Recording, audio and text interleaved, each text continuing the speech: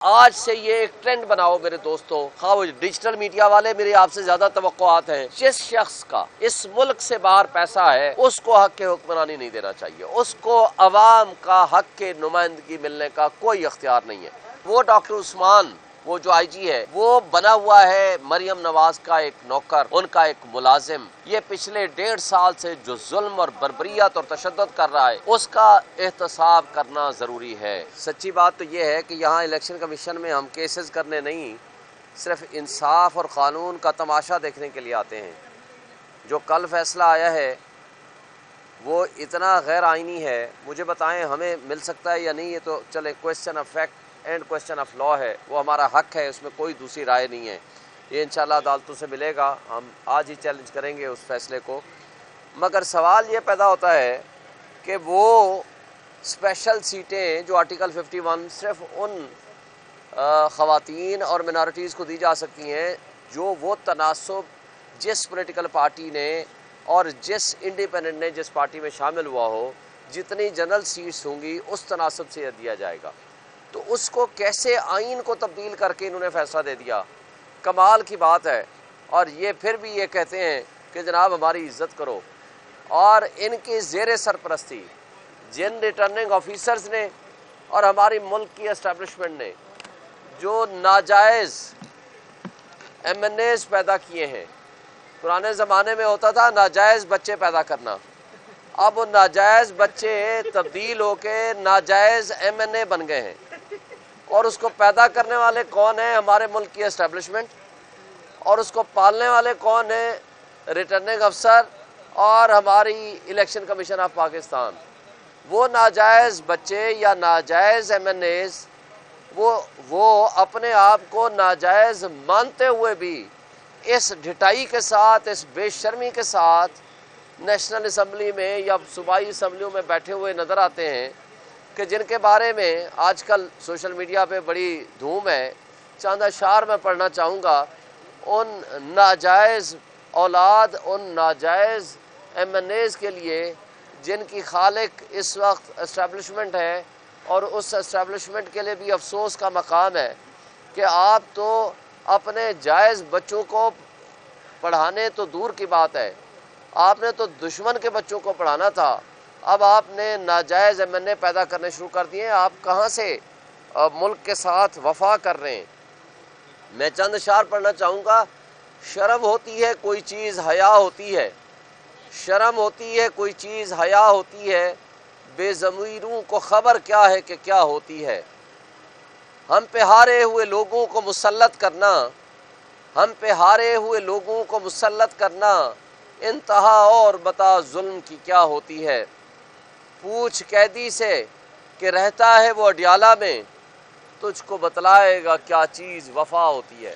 بلکہ پچھلے دنوں ایک ارشاد بھٹی نے اچھا ایک شعر پڑھا تھا ہمارے دوست جرنلسٹ نے، میں وہ دوبارہ پڑھنا چاہوں گا۔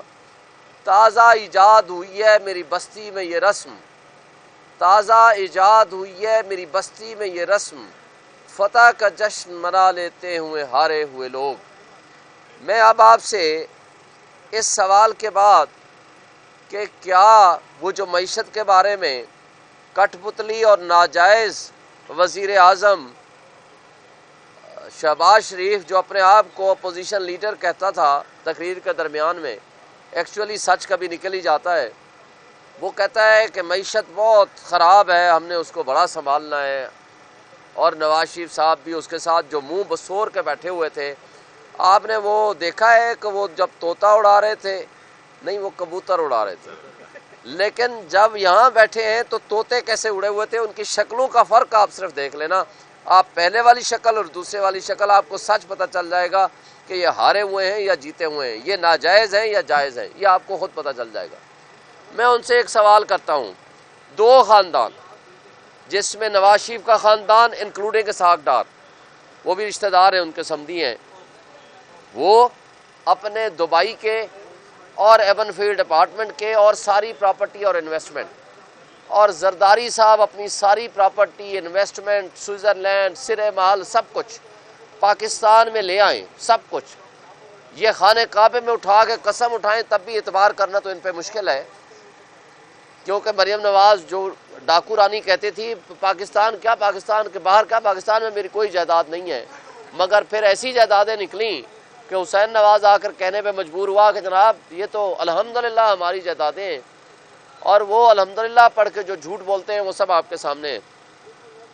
مگر میں ان کو صرف ایک بات کہتا ہوں کہ آج وہ اپنا سارا سرمایہ پاکستان کو نہ دیں، کیونکہ یہ منی لانڈرنگ کے ذریعے پاکستان سے لے کر گئے ہوئے ہیں۔ انشاءاللہ وقت آئے گا ہم یہ احتساب مکمل کریں گے، اس وقت جس وقت باجوہ اس وقت شاید ان کو بچانے والا نہیں ہوگا، اور اللہ کا اپنا ایک نظام انصاف ہے کہ وہ شخص عمران خان جس کو یہ مائنس کرنے پہ لگے ہوئے تھے یا ان کے کراس لگانے کے لیے تیار بیٹھے ہوئے تھے، مگر اللہ نے ان کے اوپر کراس لگا دیا۔ آج سارے مل کے وہ گندا نظام ان سے تھر تھر کانپ رہا ہے، اور وہ عمران خان جیل سے بیٹھ کے ان کو ڈرا رہا ہے، اس لیے کہ سچے انسان کے ساتھ اللہ کی ذات ہوتی ہے۔ تو آج میں ان سے ایک بات کہتا ہوں کہ آپ اپنا سارا سرمایہ یہ منی لانڈرنگ اور چوری کے ذریعے جو آپ یہاں سے لے کر گئے ہیں، آپ صرف پاکستان میں لے آئیں، آپ اپنے اکاؤنٹس میں ہی رکھیں، اپنے ملک میں انویسٹمنٹ کریں۔ میں آپ کو گارنٹی دیتا ہوں آپ کا یہ جو ڈالر کا ریٹ 280 یا 285 پہ چلا گیا ہے، یہ 50 روپے پہ آ جائے گا۔ یہ ایک اس کو آپ سب سے پہلا اور بڑا مطالبہ رکھیں، جو پارلیمنٹیرین جس کا 1 روپے کی انویسٹمنٹ اگر ملک سے باہر ہو، اس کو یہاں پاکستان میں حق حکمرانی نہیں ہونا چاہیے۔ جو شخص پاکستان میں رہنا چاہتا ہے، جو پاکستان میں حکومت کرنا چاہتا ہے، اس کو یہ ایفیڈیوٹ دینا پڑے گا کہ اس کی پاکستان سے باہر کوئی جائیداد نہیں ہے۔ اگر اس کی پاکستان سے باہر جائیداد نکلے تو یہ پبلک قوم اس کو ریجیکٹ کر دے۔ لہٰذا آج سے یہ ایک ٹرینڈ بناؤ میرے دوستو، خواہ وہ ڈیجیٹل میڈیا والے، میری آپ سے زیادہ توقعات ہیں، کیونکہ الیکٹرانک میڈیا پہ تو جو پابندیاں ہیں وہ ہمیں بھی پتہ ہے، آپ کو بھی پتہ ہے۔ آپ یہ ایک ٹرینڈ بناؤ، جس شخص کا اس ملک سے باہر پیسہ ہے اس کو حق حکمرانی نہیں دینا چاہیے، اس کو عوام کا حق کے نمائندگی ملنے کا کوئی اختیار نہیں ہے۔